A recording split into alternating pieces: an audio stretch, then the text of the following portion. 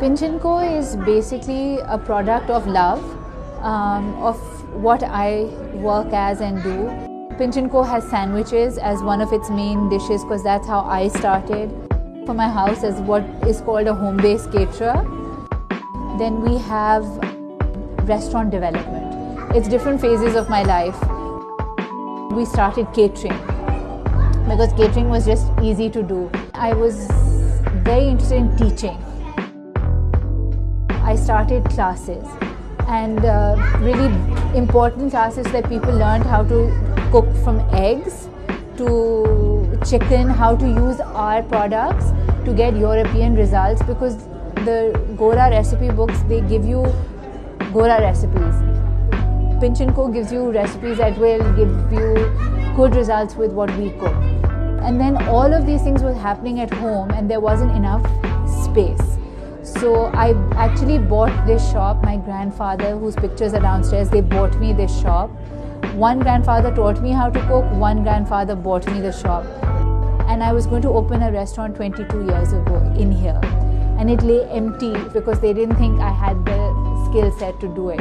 And then I had a daughter and I knew I had to make sure she had a good life. And so I said, okay, I'm ready to do it. I built the place.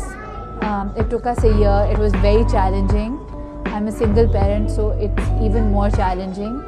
After that, Pinchnco was born. So prior to Pinchnco being born, I was already working 15 years in the industry. Now it's more fun stuff that I get to do. We have pop-ups, which is Wednesdays and Fridays for now. We are usually open for lunch every day. We don't advertise it so much because of our schedule and because we are so diverse. Because एक दिन कोई phone करके कहेगा कि 200 लोगों की catering है, so then पूरी टीम 200 लोगों की केटरिंग करेगी. कभी like for instance we do teaching events, so McKinsey, the American Embassy, they'll say कि हम लोग आ रहे हैं, we want to learn how to make मकई की रोटी. So then we don't have a pop-up that day, we facilitate. We're incredibly flexible studio, lab, and that's why customers sometimes don't understand what is Pinchnco, right? Because it's just so many different things, and I enjoy multitasking in that way and doing other things. We have in-house events as well, so we host children's birthday parties, people's birthday parties, lunches, dinners, all of that. So I mean, when you want to define us, it isn't possible in just a few words. All our food is available all week long, but you have to order it. I traveled, I was very lucky, alhamdulillah, I traveled a lot. I was very young and I went to the best restaurants in the world and I learned how to eat and appreciate food. And what that did was develop a palate.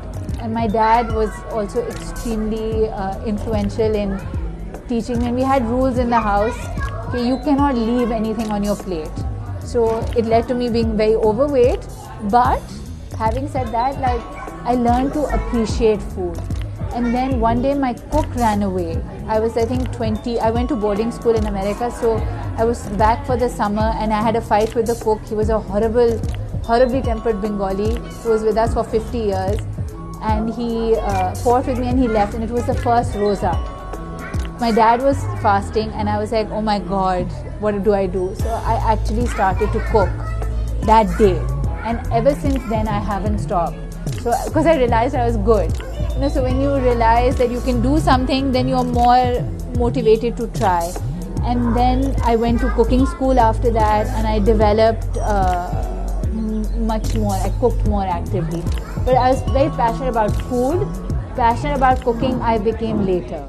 I went to Cordon Bleu in London, and I went to Leith School of Food and Wine in London as well. The restaurant industry is hard. It's really, really hard work, and it sucks your soul. So sometimes you need to replenish and relax so that you can create again. So yes, I think that eventually, maybe not now, I'm still not exhausted. When I get exhausted, I think I will stop, and then we will have a constant menu and a full-fledged restaurant. But I want to, take time. It's like I'm newly married to this, so I'll take a couple of, to enjoy myself. Nothing is done alone. Pinchnco is a team. Believe in empowering women. I think women are much better cooks than men, and I'm very honestly say that. We're more detail oriented, and even women in managerial positions are able, and I don't mean this as a typecast thing, but we are able to be more creative and more spontaneous. Crowd favorites are really changed. We've had lots of dishes. We have a dip, which is very unimaginative name, chili cheese dip, which has been our highest seller for 13 years. Then we have our jungle curry, which is super spicy. I think Pinchnco's food is a little spicier than most restaurants. I like to push flavors a lot. So we've got our jungle curry, which is like a red curry Thai, which is really spicy with rice. We have our beef. Our beef is done really well, and we've evolved it over the years. And I mean, if you're talking about personal favorite, I love noodles. So we've just recently developed these new noodles called Biang Biang noodles, which is this chili-based brothy noodle, which is to me it's delicious. I love it. I like spice. 5 years, it's a growing family. I don't know how many kids we'll have, but I hope a lot. We're working on some really big projects for Pinchnco. So eventually those projects will lead to second locations and third locations, inshallah. So the idea of pop-ups to take place in different locations without a fixed personal location. So we go all over, go to Lahore, go to Islamabad. Lahore is 100%. Islamabad as soon as we find a location, because Islamabad and Lahore need good food, for sure.